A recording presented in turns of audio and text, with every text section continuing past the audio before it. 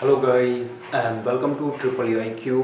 और यहाँ से आज हम लोग अपने लेक्चर नंबर 5 को कंटिन्यू कर रहे हैं। अगेन ये लेक्चर आप लोग के लिए मोस्ट इम्पॉर्टेंट होगा। इस पर्टिकुलर लेक्चर में हम लोग कॉन्सेंट्रेटेड बाइंडिंग को एक तरीके से कवर कर लेंगे, लेकिन अभी हम लोग अगेन डिस्ट्रीब्यूटेड बाइंडिंग को ही कंटिन्यू करेंगे जो हम लोग का चल रहा था। इससे पहले वाले लेक्चर में यानी लेक्चर नंबर 4 में हम लोगों ने डिस्ट्रीब्यूटेड बाइंडिंग देखा था, राइट। लेकिन ये जो था आपका भाई, ये 4 पोल के लिए मैंने वहां पे डिजाइन किया था, लेकिन अभी हम लोग एक 6 पोल के लिए भी डिजाइन करके देखते हैं ताकि और भी ज्यादा बेटर तरीके से आपका कॉन्सेप्ट क्लियर हो जाए। और डिस्ट्रीब्यूटेड बाइंडिंग कवर करने के बाद हम लोग फिर डायरेक्ट कॉन्सेंट्रेटेड बाइंडिंग पे आ जाएंगे और इसी लेक्चर में आपका कॉन्सेंट्रेटेड बाइंडिंग भी कवर हो जाएगा। ओके, तो अभी हम लोग एक इंटरव्यू बेस्ड क्वेश्चंस यहाँ पे एक तरीके से डील करेंगे। जैसे जो हम लोग के पास स्टेटर था भाई, हम लोग के पास जो स्टेटर था उसमें कितने स्लॉट्स थे? इसमें आपके टोटल 24 स्लॉट्स थे, राइट। और इसी स्टेटर को लेकर के हम लोगों ने 2 पोल को भी बना दिया था, 2 पोल का भी बाइंडिंग किया है और 4 पोल का भी बाइंडिंग किया हुआ है, राइट। 2 पोल और 4 पोल अभी तक हम लोगों ने देख लिया है। अब यहाँ पे क्वेश्चन आता है कि क्या 24 स्लॉट वाले स्टेटर पे हम लोग 6 पोल का वाइंडिंग डिजाइन कर सकते हैं, या फिर कहिए हम लोग को यहाँ पे स्टेटर चेंज करना पड़ेगा, स्टेटर इससे बड़ा स्लॉट वाला लेना पड़ेगा। तो सबसे पहले इसको हम लोग डील करेंगे, उसके बाद फिर हम लोग 6 पोल के ऊपर आते हैं। तो अभी हम लोग के पास जो क्वेश्चन है भाई, उसको मैं यहाँ पे फिर से एक्सप्लेन कर दे रहा हूं कि मेरे पास 24 स्लॉट का स्टेटर है। अब मुझे यहाँ पे 6 पोल का एक तरीके से वाइंडिंग डिजाइन करना है। तो क्या ये स्टेटर 24 स्लॉट्स का जो है हम लोग के पास, इसमें हम लोग 6 पोल का डिजाइन कर सकते हैं या फिर स्टेटर को चेंज करना पड़ेगा, राइट। तो इसके लिए हम लोग यहाँ पे थोड़ा सा कैलकुलेशन करते हैं। जैसे अभी अगेन क्योंकि आप 3 फेज कर रहे हैं, 3 फेज का वाइंडिंग चल रहा है, इसका मतलब कि आपके पास 3 कॉइल होंगे R, Y, B, सही बात है। और ये जो R होगा, इसके लिए आपने एक मेन कॉइल खरीद के लाया होगा मार्केट से। ये पहला हो गया, ये दूसरा हो गया और ये आपका तीसरा हो गया। लेकिन हम लोग को पता है भाई कि ये तीनों कॉइल जो है या फिर कहिए जो तीनों फेज है आपका R, Y, B, तो अगर हम लोग R के ऊपर फोकस करें तो ये R भी क्या करेगा, अपना 6 पोल बनाता है, ठीक है। यानी अपने आप में ये सिंगल फेज है, लेकिन ये खुद का अपना 6 पोल बनाएगा। ये भी अपना एक तरीके से 6 पोल बनाता है, राइट। और ये भी अपना एक तरीके से 6 पोल बनाएगा। क्लियर हुआ? अब हम लोग देखते हैं कि 24 स्लॉट में हम लोग 6 पोल डिजाइन कर पाएंगे या नहीं कर पाएंगे। तो अभी मेरे पास जो टोटल स्पेस है, ठीक है, यहाँ पे टोटल स्पेस कितना है? 24 स्लॉट, राइट। मतलब 24 स्लॉट में मेरे को ये तीनों फेज का R, Y, B, ये तीनों फेज को एक तरीके से इसमें डाल देना है, सही बात है। तो अगर हम लोग यहाँ पे देखें कि 24 मतलब 3 फेज के लिए यानी तीनों फेज के लिए R, Y, B, तीनों फेज के लिए मेरे पास जो स्पेस है यहाँ पे ये 24 स्लॉट का है। तो अगर मैं एक फेज की बात करूं तो एक फेज में कितना हो जाएगा आपका? 24 डिवाइडेड बाय 3 कीजिएगा तो ऑटोमेटिक कितना होगा? 8 स्लॉट।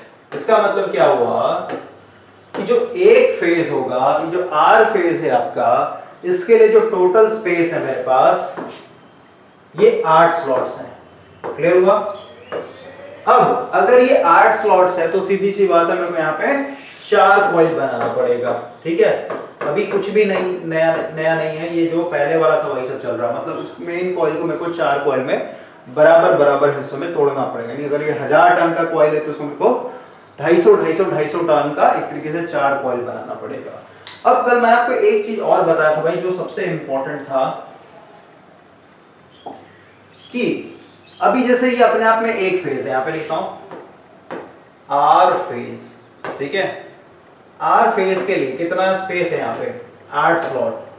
और क्योंकि मैंने यहाँ पे साफ साफ लिख दिया भाई कि ये जो R फेज का कॉइल है ये अपना खुद का 6 पोल बनाता है, यानी मेरे पास 8 स्लॉट ही स्पेस है, 8 स्लॉट का ही जगह है मेरे पास। और इस 8 स्लॉट में ही मेरे को कितने पोल बनाने हैं? 6 पोल बनाने हैं। क्लियर हो रहा है? मतलब 8 स्लॉट में 6 पोल बनाना है। तो ये जो लिखा हुआ ना लाइन, इसको मैं थोड़ा सा फ्लिप करके लिखता हूं, यानी 6 पोल बनाने के लिए मेरे पास टोटल जो स्पेस है ये 8 स्लॉट का है। ठीक है, तो जो एक पोल बनेगा, यानी आर फेज के चलते जो पहला पोल बनेगा या फिर जो एक पोल बनेगा, उसके लिए कितना स्पेस हो जाएगा? कितना स्पेस चाहिए? 8 स्लॉट्स डिवाइडेड बाय 6 पोल। समझ रहे बात को? यानी काटिएगा तो ये आपका फ्रैक्शन में आएगा, यानी कितना हो जाएगा? ये 4/3 आएगा, 4/3 स्लॉट्स आएगा। अब मुझे बताइए, क्या स्लॉट्स फ्रैक्शन में कभी एग्जिस्ट करता है? कभी भी नहीं। इसका मतलब क्या हुआ कि आप जो है यहाँ पे अगर 24 स्लॉट वाला स्टेटर अगर लेकर के चलेंगे, 24 स्लॉट वाला अगर स्टेटर है आपके पास, और इसमें अगर आप 6 पोल डिजाइन करना चाहते हैं तो ये पॉसिबल नहीं है। यहां पे आप नहीं डिजाइन कर सकते हैं, आपको यहाँ पे स्टेटर चेंज करना पड़ेगा, स्टेटर इससे बड़ा लेना पड़ेगा। क्लियर हुआ? क्योंकि एक पोल बनाने के लिए यहाँ पे देख रहे हैं फ्रैक्शन में आ जा रहा है आपका। क्लियर हुआ? लेकिन वही जब हम लोग 4 पोल डिजाइन कर रहे थे तो 4 पोल के लिए मेरे पास टोटल कितना था? 8 स्लॉट था। तो एक पोल के लिए कितना मेरे पास स्पेस बचेगा? 8 डिवाइडेड बाय 4, यानी आपका 2। तो ये जो 2 आया था, ये जो 2 स्लॉट्स आया था भाई, ये क्या है? बिल्कुल सही है एक तरीके से, ये फुल वैल्यू है आपका, लेकिन यहाँ पे फ्रैक्शन में आ जा रहा है। क्लियर हुआ? तो अब हम लोग थोड़ा सा आगे बढ़ते हैं। यहाँ पे अब हम लोग 24 स्लॉट के बाद आगे आते हैं। जैसे मिनिमम कितना स्लॉट्स होना चाहिए? मिनिमम कितना स्लॉट चाहिए 6 पोल डिजाइन करने के लिए? तो उसको भी आप यहां से आइडिया लगा के कैलकुलेट कर सकते हैं। जैसे यहां पे भाई 8 स्लॉट आ रहा था ना, जैसे देखिए 24 स्लॉट है, तो 24 स्लॉट के बाद डायरेक्ट ज्यादातर जो है 36 स्लॉट का ही स्टेटर आता है। ठीक है, इसका एक मतलब अपना अपना एडवांटेज होता है, तो डायरेक्ट हम लोग 36 स्लॉट पे आते हैं। ओके, बाकी हम अपना दिमाग लगाते रहिए कि मिनिमम कितना स्टेटर में स्लॉट्स होना चाहिए 6 पोल डिजाइन करने के लिए। तो अभी मैंने यहाँ पे आपके लिए एक 36 स्लॉट का स्टेटर डिजाइन कर रखा है ताकि हम लोग का टाइम सेव हो सके। और अभी हम लोग यहाँ पे कैलकुलेशन करते हैं थोड़ा सा। देखिए यहाँ पे वही 6 पोल के लिए हम लोग को डिजाइन करना है, और यहाँ पे हम लोग के पास 3 फेज है, और 3 फेज यानी RYB। ठीक है, ये तीनों फेज के कॉइल को डालने के लिए मेरे पास टोटल स्पेस कितना है? 36 स्लॉट यानी 36। तो 3 फेज के कॉइल को डालने के लिए मेरे पास टोटल 36 स्लॉट का स्पेस है। तो एक फेज के लिए कितना स्पेस आएगा मेरे पास? तो 36 डिवाइडेड बाय 3 करेंगे तो ये हो जाएगा आपका 12 स्लॉट्स। क्लियर हो रहा है? यानी एक फेज के लिए मेरे पास 12 स्लॉट का स्पेस है। तो अब हम लोग यहाँ पे थोड़ा सा और ब्रेक करके लिखते हैं कि R के लिए अपना एक मेन कॉइल होगा उसी तरीके से। ठीक है, Y के लिए भी अपना एक मेन कॉइल होगा, और B के लिए भी अपना एक मेन कॉइल होगा। क्लियर हुआ? ये मान लेते हैं RYB, और सब मान लेते हैं 1000 टन का। क्लियर हुआ? अब देखिए हम लोग को पता है भाई कि जो सिंगल फेज है, सिंगल फेज मतलब कोई भी फेज ले सकते हैं। मान लेते हैं R फेज में लेके चल रहा हूं अभी, कि R फेज को मतलब R फेज के लिए कितना मेरे पास स्पेस है? टोटल 12 स्लॉट का स्पेस है। अगर 12 स्लॉट है किसके लिए? R के लिए, तो सीधी सी बात है मेरे को कॉइल कितना बनाना पड़ेगा? यहाँ पे 6 कॉइल बनाना पड़ेगा। क्योंकि अगर मैं 6 कॉइल डिजाइन करूंगा तो सीधी सी बात है मेरे पास 12 कंडक्टर हो जाएंगे, और 12 के 12 कंडक्टर 12 स्लॉट में एक तरीके से भर जाएंगे। क्लियर हुआ? तो ये जो मेरा R फेज का मेन वाइंडिंग है, मान लेते हैं 12,000 टर्न दे देते हैं भाई। ठीक है, ताकि हम लोग डिवाइड इजी वे में कर सकें। 12,000 का टर्न है, ये भी 12,000 का टर्न है, ये भी 12,000 का। तो इसको मेरे को 6 पार्ट में तोड़ना पड़ेगा। तो 12,000 टर्न को अगर मैं 6 से भागा दूंगा तो कितना हो जाएगा? यानी 2-2,000 का मेरे को यहाँ पे 6 कॉइल बनाना पड़ेगा। क्लियर हुआ? यहाँ पे मैं बना देता हूँ आपके लिए। 1 2 3 4 5 और एक 6, ठीक है। 1 2 3 4 5 6 7 8 9 10 11 12 कंडक्टर आ गया ना पूरा का पूरा, और ये पूरा का पूरा 12 स्लॉट में एक तरीके से भर जाएगा। क्लियर हुआ? अब हम लोग थोड़ा सा आगे बढ़ते हैं। देखिए अभी भाई, क्योंकि ये आपका 6 कॉइल है आर फेज का, और हम लोग को पता है कि जो आर फेज है ये इटसेल्फ 6 पोल बनाएगा अपना, ठीक है। इन कॉइल्स के सहारे, इन 6 कॉइल्स के सहारे अपना ये खुद का 6 पोल बनाएगा। क्लियर हुआ? तो देखिए यहां पे लिखता हूं कि आर फेज के लिए मेरे पास यहाँ पे टोटल 12 स्लॉट्स थे, या फिर इसी को मैं ऐसे लिख सकता हूं कि आर फेज के चलते मेरा 6 पोल बनेगा, और 6 पोल बनाने के लिए मेरे पास टोटल कितने स्लॉट्स है? 12 स्लॉट्स है। तो एक पोल की बात करें अगर हम लोग कि एक पोल बनाने में कितना स्पेस लगेगा, तो कितना हो जाएगा आपका 12 डिवाइडेड बाय 6 करेंगे तो ओवरऑल आपका यहाँ पे 2 स्लॉट्स आएगा। मतलब आर फेज का जो एक पोल बनाया जाएगा, उस एक पोल को बनाने के लिए मेरे को यहाँ पे 2 स्लॉट चाहिए, और होना भी चाहिए ऐसे, क्योंकि अगर टोटल मेरे पास 12 स्लॉट है तो एक पोल बनने के लिए 2 स्लॉट लग रहा है, तो 6 पोल बनने के लिए 12 का 12 स्लॉट यूटिलाइज हो जाएगा। समझ गए बात को? तो इस तरीके से आपको कैलकुलेशन करना होता है। इससे पहले वाले स्टेटर में क्या प्रॉब्लम हो रहा था, 24 स्लॉट वाला जो लेकर के चल रहे थे, यहाँ पे वैल्यू आपका फ्रैक्शन में आ जा रहा था, तो स्लॉट्स कभी भी फ्रैक्शन में नहीं एग्जिस्ट करता। क्लियर हुआ? तो अब हम लोग यहाँ से वाइंडिंग करना स्टार्ट करते हैं, और जैसे यहाँ पे मैंने 6 कॉइल ब्रेक किया है ना, उसी तरीके से आपका वाई भी ब्रेक होगा 6 कॉइल में, बी भी आपका ब्रेक होगा 6 कॉइल में। क्लियर हुआ? इसका नेमिंग कर देते हैं। मान लेते हैं मैं अगर A1 लिख रहा हूं तो इधर आपका A1 डैश हो जाएगा, ये हो जाएगा A2 तो इधर हो जाएगा A2 डैश। क्लियर हो रहा है? इसी तरीके से चला जाएगा A3 A4 A5 A6। Clear हुआ? तो अब हम लोग यहाँ पे अब वाइंडिंग करना स्टार्ट करते हैं। तो देखिए सबसे पहले, और यहाँ पे जो वाइंडिंग कर रहा है भाई, ये हम लोग का फुल पिच चल रहा है, ठीक है ना। तो फुल पिच चलने का मतलब क्या है कि जो फर्स्ट कॉइल होगा आर फेज का, डॉट डॉट डॉट मतलब 6 तक जा रहा है, इसको हम लोग बोल रहे हैं A1, इसको हम लोग बोल रहे हैं A2, सॉरी A1 डैश। तो इनके बीच में कितना डिस्टेंस का गैपिंग होना चाहिए? 180 इलेक्ट्रिकल डिग्री, यानी फुल पिच कॉइल। क्लियर हुआ? तो हम लोग यहीं पे कैलकुलेट भी कर लेते हैं भाई कि 180 इलेक्ट्रिकल डिग्री का अगर मेरे को गैपिंग रखना है तो इसको स्लॉट्स के टर्म में काउंट करते हैं। तो इसके लिए भी हम लोग कैलकुलेशन कर ही लेते हैं, क्योंकि हम लोग को तो कैलकुलेशन करना ही पड़ेगा ना। ओके, तो यहाँ पे मैं करता हूं। देखिए पूरा अगर आप एक चक्कर लगाएंगे तो कितना होगा? 36 स्लॉट मिलेगा। 36 स्लॉट मतलब एक चक्कर, और क्योंकि ये 6 पोल है मतलब एक चक्कर लगाने पे इलेक्ट्रिकल डिग्री कितना बनेगा? यहाँ पे निकाल लेते हैं। थीटा इलेक्ट्रिकल क्या होता है? थीटा मैकेनिकल इनटू यहाँ पे क्या हो जाता है? P/2। ठीक है, तो P मेरा कितना है? 6 डिवाइडेड बाय 2 कितना हो जाएगा आपका? 3। राइट, यानी 360 को यहाँ पे सीधे सीधे 3 से गुना कर देता ना। मैंने ट्रिक बताया कि जो पोल होता है उसका आधा कर लीजिए, उसको आप 360, क्योंकि थीटा मैकेनिकल हमेशा क्या होता है, किसी भी पी पोल मशीन के लिए 360 ही होता है। तो इसको आप गुना कर लीजिए, 360 गुना 3। क्लियर हुआ? तो यहां से कीजिएगा तो कितना हो जाएगा? 6 3 जा 18, 1 3 9 10, यानी 1080 इलेक्ट्रिकल डिग्री आएगा। इतना आपको मिलेगा। मतलब एक चक्कर आप लगाएंगे 36 स्लॉट, मतलब एक चक्कर लगाएंगे तो ओवरऑल आपको 10 मतलब 1080 इलेक्ट्रिकल डिग्री बनेगा। राइट, तो इसको हम लोग फ्लिप करके लिखते हैं भाई। इधर मैं लिखता हूं 1080 इलेक्ट्रिकल डिग्री यानी 36 स्लॉट के बराबर है।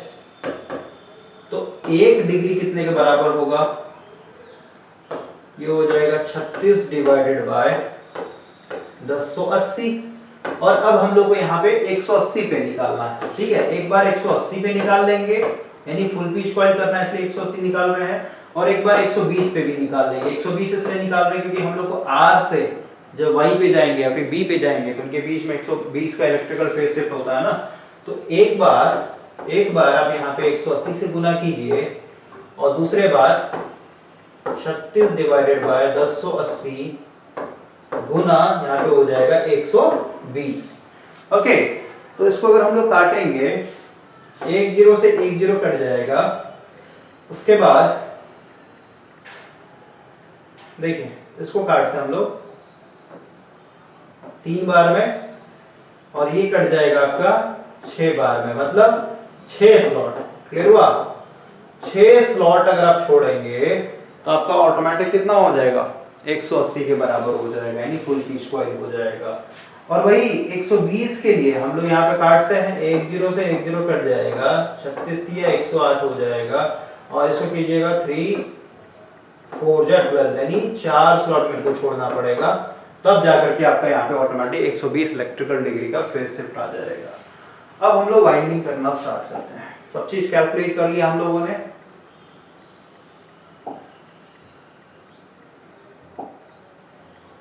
देखिए सबसे पहले हम लोग आर फेज पे काम कर रहे हैं और ये जो आपका A1 और A1 डैश है इसको पहले प्लेस करते हैं। तो मान लेते हैं स्लॉट नंबर 1 में थोड़ा सा मैं कलर चेंज कर लेता हूं। देखिए स्लॉट नंबर 1 में मान लेते हैं A1 डाला है मैंने, तो सीधी सी बात है A1 डैश कितना हो गया? 180 के बराबर होना चाहिए। 180 के बराबर कहने का मतलब कितना? 6 स्लॉट छोड़ना पड़ेगा। 1 2 3 4 5 6 इसमें डाल देंगे हम लोग A1 डैश को। क्लियर हो गया? क्लियर हो गया। अब उसके बाद वाला A2 और A2 डैश, तो यहां पे डालेंगे हम लोग A2 और 6 स्लॉट छोड़ देंगे तो A2 डैश ऑटोमेटिक यहां पे आ जाएगा। क्लियर हुआ? अब देखिए अब हम लोग जो A3 और A3 डैश होगा यहां पे नहीं डालेंगे कभी भी। क्यों? क्योंकि हम लोगों ने ऑलरेडी यहां पे कैलकुलेट किया हुआ है कि एक पोल बनाने के लिए जो एक पोल बनेगा यहां पे भाई, ये एक तरीके से 2 स्लॉट चाहिए एक पोल बनाने के लिए। क्लियर हुआ? तो यहां पे आप समझिए ये ऑलरेडी आपने यहां पे क्या किया है? 2 स्लॉट भर दिया, मतलब क्या हुआ कि ये अपने आप में एक पोल बना लेगा। समझ रहे बात को? ये अपने आप में एक पोल बना लेगा, ये अपने आप में एक पोल बना लेगा। अब इसी तरीके से कितने? ये तो 2 पोल बने, अभी आपको 4 पोल और बनाने हैं आर फेज के लिए। समझ रहे बात को मैं क्या बोल रहा हूँ? थोड़ा सा हम लोग यहाँ पे पेन को पतला कर लेते हैं क्योंकि स्पेस बचेगा नहीं फिर लिखने के लिए।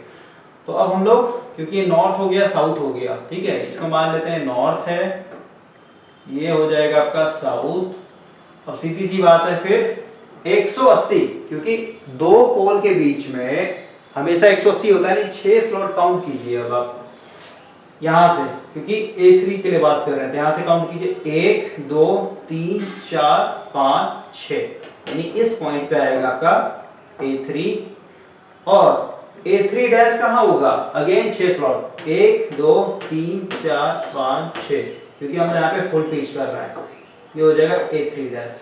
क्लियर हुआ?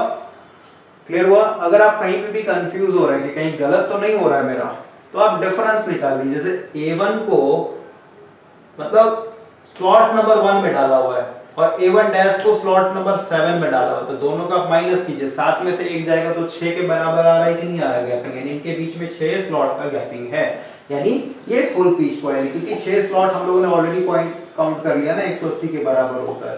क्लियर हुआ? उसी तरीके से अगर मान लेते हैं आपको इसमें डाउट हो रहा है तो 13 को आप किस में माइनस कीजिए? 7 से माइनस कीजिए, ठीक है, तो ऑटोमेटिक कितना आएगा आपका? 6 स्लॉट का गैपिंग आ जाएगा। उसी तरीके से कुछ है नहीं भाई, ठीक है, उसी तरीके से हम लोग को आगे यहां से काउंट करते हैं, क्योंकि अभी तो एक ही स्लॉट भरा है ना हम लोग का, यहां से काउंट करते हैं फिर से, यानी 1 2 3 4 5 6, ये हो जाएगा आपका A4 और A4 डैश कहां होगा? 180 के बाद, यानी 1 2 3 4 5 6, यहाँ पे हो जाएगा आपका A4 डैश। क्लियर हुआ? तो अगेन ये अपना क्या बनाएगा? अगेन ये अपना 2 पोल बना देगा, मतलब 4 पोल हो गए अभी। और देख रहे हैं सब एकदम सिमेट्रिक बन रहा है, बराबर बराबर एक तरीके से बन रहा है। क्लियर हुआ? अब हम लोग आगे आते हैं, तो यहां से मेरे को आगे ले जाना है, तो यहां से गिनते हैं A3 से, यानी 1 2 3 4 5 6, यानी इसमें आ जाएगा मेरा A5। तो A5 डैश कहां जाएगा? 6 स्लॉट पर, 1 2 3 4 5 6, ये हो जाएगा A5 डैश। उसी तरीके से यहां से काउंट करते हैं, 1 2 3 4 5 6, ये हो जाएगा आपका A6, और A6 डैश ऑटोमेटिक आपका आ जाएगा यहाँ पे। तो इस तरीके से हम लोगों ने आर फेज के थ्रू हम लोगों ने 6 पोल बना लिए। क्लियर हो गया? ये north south north south north south इस तरीके से बनेगा आपका। तो आर फेज का पूरा काम खत्म हो गया। अब हम लोग थोड़ा सा आगे आते हैं। अब हम लोग आते हैं भाई वाई फेज के लिए। ठीक है, तो वाई फेज में भी 6 कॉइल होंगे। Okay, B1 B1 dash, B2 B2 dash, B3 B3 dash. ठीक है, तो अब देखिए हम लोग क्योंकि फेज शिफ्ट कर रहे हैं, यानी R से Y पे जा रहे हैं, तो 120 इलेक्ट्रिकल फेज शिफ्ट होना चाहिए, राइट। 120 इलेक्ट्रिकल फेज शिफ्ट के लिए हम लोगों को कितना स्लॉट छोड़ना पड़ेगा? 4 स्लॉट छोड़ना पड़ेगा। ऑलरेडी मतलब काउंट किया हम लोगों ने। तो यहां से करते हैं हम लोग 1 2 3 4। क्लियर हुआ? यानी इसमें आएगा आपका B1। क्लियर हुआ? और B1 डैश कहां होगा? क्योंकि फुल पिच कॉइल है तो 6 स्लॉट, 1 2 3 4 5 6, यानी इसमें आ जाएगा आपका B1 डैश। उसी तरीके से B3 के लिए, मतलब B2 के लिए यहां से काउंट करेंगे 1 2 3 4। ठीक है, ये खाली है भाई। ठीक है, इसको थोड़ा सा मैं मिटा ही देता हूं,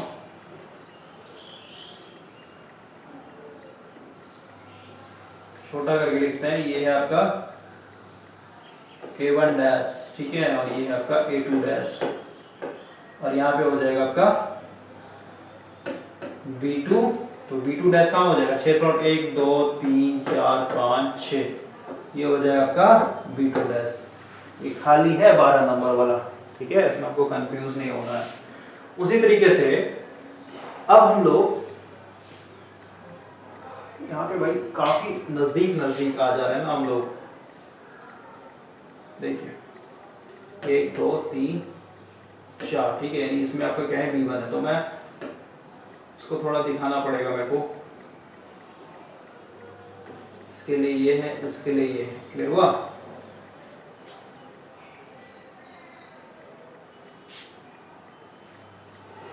और यहाँ पे 2 स्लॉट खाली है, 3 और 4 खाली है एक तरीके से। ठीक है ना, इसको थोड़ा मिटा करके हम लोग थोड़ा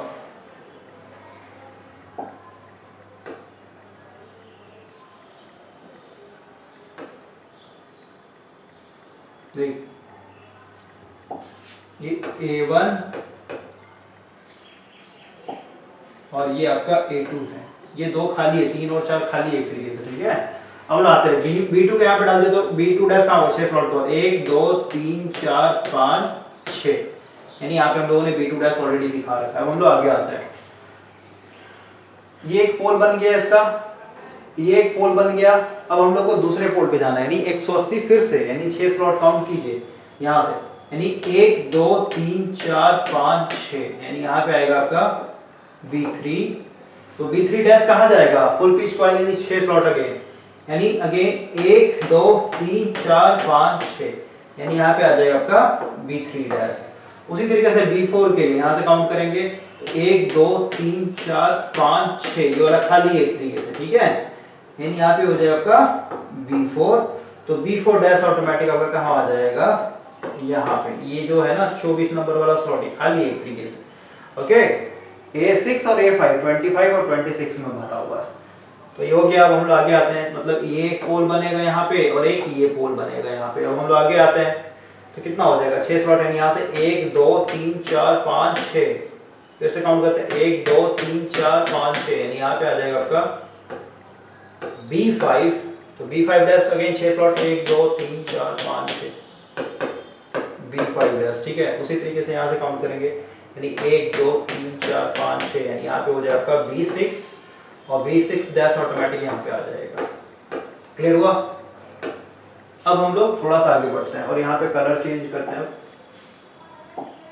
देखिए ये वाई फेज को भी हम लोगों ने कवर कर लिया। हम आते हैं सीधे सीधे आर बाई बी वाले फेज पे। तो बी वाले फेज के लिए क्या करना होगा, अगर आप ए से काउंट करते हैं तो हम लोग को 8 स्लॉट छोड़ना पड़ेगा, क्योंकि हम लोग यहाँ पे 240 चाहिए एक तरीके से इलेक्ट्रिकल डिग्री में फेज से। तो और वही अगर आप बी से काउंट करेंगे तो 4 स्लॉट छोड़ना पड़ेगा, यानी 120। तो दोनों से मैं काउंट करके बताता हूँ। जैसे यहाँ से अगर चलते हैं आप 1 2 3 4 5 6 7 8, यानी इसमें आप पहुंच रहे हैं, ठीक है। ये हो जाएगा आपका एक तरीके से C1। या फिर यहां से काउंट करेंगे अगर आप B से तो 6 मतलब 4 स्लॉट, 1 2 3 4 ऑटोमेटिक यहाँ पे पहुंच गए। यहां से काउंट कीजिएगा तो 8 स्लॉट, यहां से काउंट कीजिएगा तो 4 स्लॉट। ओके, तो C1 इसमें डाला तो C1 डैश कितने बाद 8 स्लॉट के मतलब 6 स्लॉट के बाद, क्योंकि फुल पिच यानी 1 2 3 4 5 6, ये वाला हो जाएगा C1 डैश, यहाँ पे खाली है। उसी तरीके से यहाँ से यानी 8 स्लॉट 1 2 3 4 5 6 7 8, तो ये हो जाएगा आपका C1 डैश। और यहाँ पे खाली एक तरीके से देखें, ये इसके लिए है, ये इसके लिए है, ये इसके लिए है, ये इसके लिए, तो ये बचा हुआ है ना एक तरीके से। तो ये हो जाएगा आपका, यहाँ पे C2 कीजिए, ये C2 है, ये हो जाएगा आपका C2 डैश। क्लियर हुआ? अब हम लोग आगे आते हैं। ये C2 है भाई, ये डैश नहीं है, इसको मैं मिटा देता हूँ, ये डैश नहीं है आपका।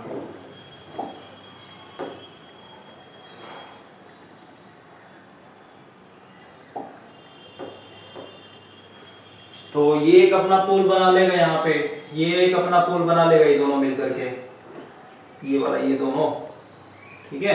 अब लोग आगे आते हैं। तो ये हो गया नॉर्थ साउथ और फिर से 180 यानी 6 स्लॉट। तो यहाँ से काउंट करते हैं 1 2 3 4 5 6।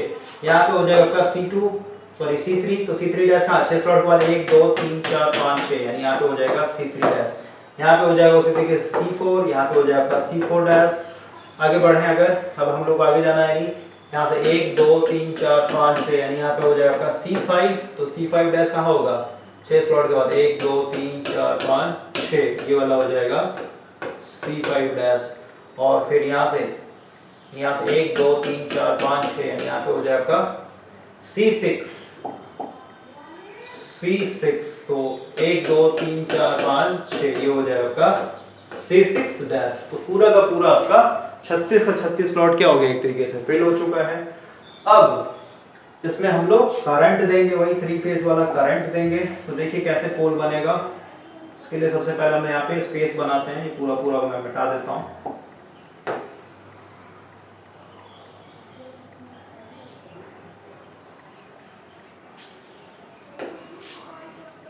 देखिए ये हम लोग का मान लेते हैं एक्सिस है,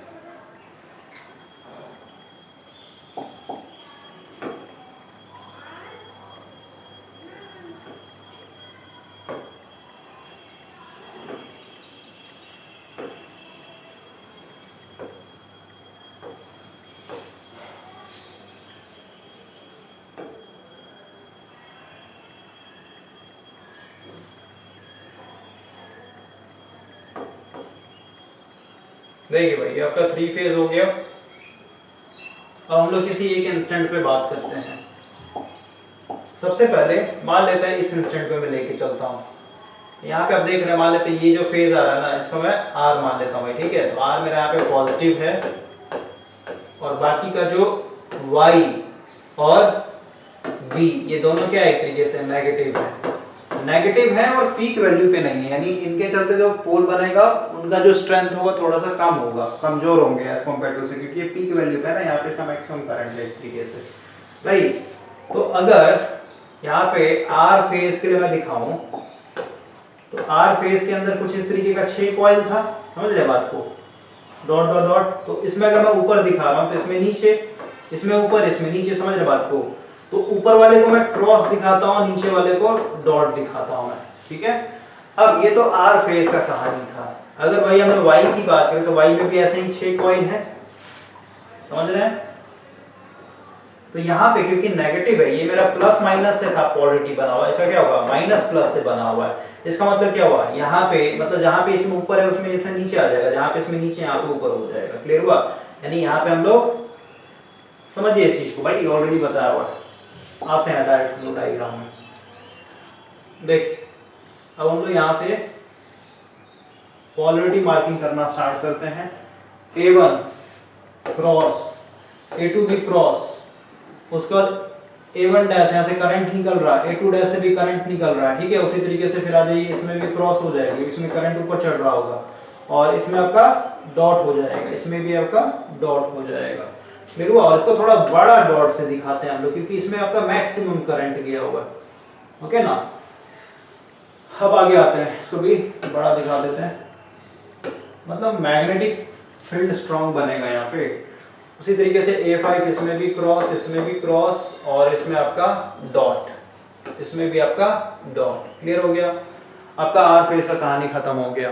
अब हम लोग आते हैं सीधे सीधे Y फेज पे। थोड़ा सा हम लोग कलर चेंज करते हैं। देखिए Y फेज में अगर हम लोगों ने, क्योंकि Y फेज नेगेटिव है, तो अगर हम लोगों ने A1 A2 को क्रॉस माना है तो सीधी सी बात है B1 और इसमें क्या हो जाएगा आपका डॉट होगा। कलर चेंज कर लेता हूं मैं, ये डॉट, ये भी डॉट और B1 डैश B2 डैश में क्रॉस हो जाएगा इस तरीके से। ओके, अब हम लोग आगे आते हैं। उसी तरीके से B3, इसमें क्या हो जाएगा आपका डॉट, इसमें भी डॉट, वेट, ये है आपका B3, ठीक है, और ये है आपका B4, इसमें डॉट हो जाएगा।